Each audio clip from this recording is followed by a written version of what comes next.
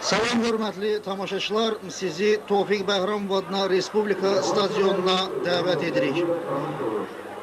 Dünya çempionatının seçmə oyunu Azərbaycan-Slovakiya.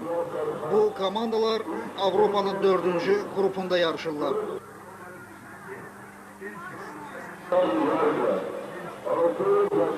Azərbaycan futbolçuları özlərinin ənənəvi geyimlərində çıxış edirlər. Ağ geyimdə, qonaqlarımız Slovakiya futbolçuları isə tünd rəngli geyimlərdə oynayırlar. Biz bugünkü reportajımızı FIFA'nın referisi beynəlxalq dərəcəli hakim Xaqani Məmmədovla birlikdə aparırıq. Hələlik mən sizi komandaların heyətləri ilə tanış etmək istərdim.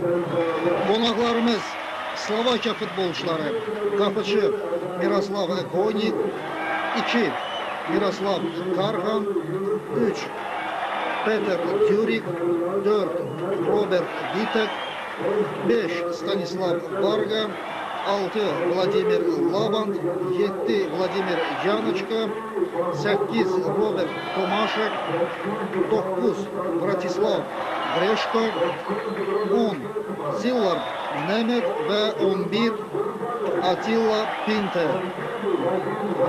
Görüş başlandı, top qonaqlardadır. Robert Vitek onu arxaya ötürür.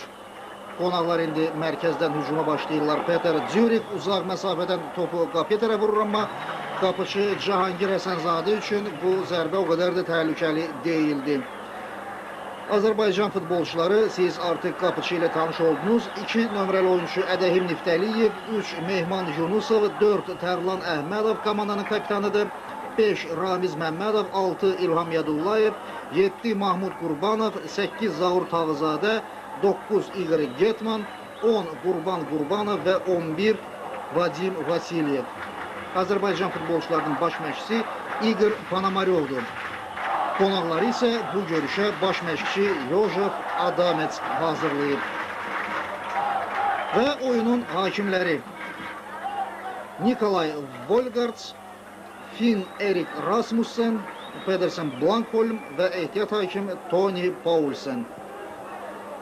Hakimlər briqadası Danimarkadandır.